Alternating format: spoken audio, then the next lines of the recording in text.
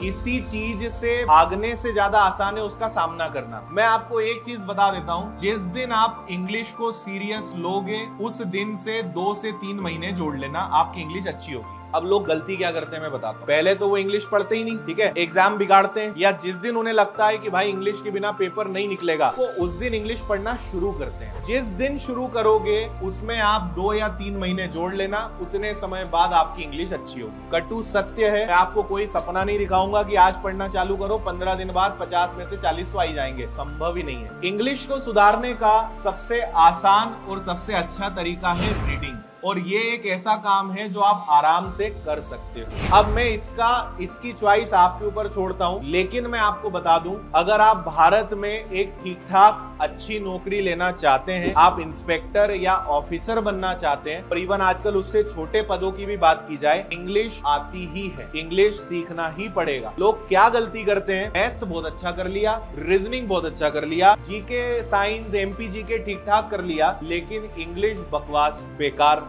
पूरे नंबर आपके वहां गिर जाते हैं। तो इंग्लिश को पढ़ लो, ज्यादा अच्छा है। आप अपना बहुत टाइम खराब कर रहे हो उससे भागने में, और जिस दिन पढ़ना चालू करोगे उसमें 2-3 महीने लगेंगे उसको लेवल पे लाने में। आप 10 से 15 मिनट भी नहीं पढ़ सकते क्या रोज? 10 से 15 मिनट मिनिमम है, रेकमेंडेड है कम से कम आधा घंटा। और इंग्लिश में अच्छी बात क्या है, आपको जो अच्छा लगे वो पढ़ लो। आपको मैगजीन अच्छी कोई सी मिल जाए, कोई सी स्टोरी बुक हो, न्यूज़पेपर हो, जिसकी इंग्लिश आपको लगे कि हाँ ये मैं पढ़ के समझ सकता हूँ, उसको पढ़ना चालू करिए। डिक्शनरी की हेल्प लीजिए। मेरी अपनी एक पर्सनल वोकैब की बुक थी, जब मैं तैयारी करता था, जब भी कोई वर्ड मुझे नया मिलता था तो मैं उसमें नोट कर लेता था। शुरुआत में क्या होता था, क्योंकि मैं भी हिंदी मीडियम का स्टूडेंट हूँ, वोकैबुलरी उतनी अच्छी थी नहीं। शुरुआत में ये होता था कि पता चल रहा है किसी पैराग्राफ में 50 शब्द यूज करें, 25 का मतलब ही नहीं पता, करते थे पूरे 25 को ढूंढ के डिक्शनरी में पहले अपनी कॉपी में नोट करते थे, फिर उनको ट्रांसलेशन करते थे। आपको जो सबसे महत्वपूर्ण काम करना है इंग्लिश में, वो पता है क्या है?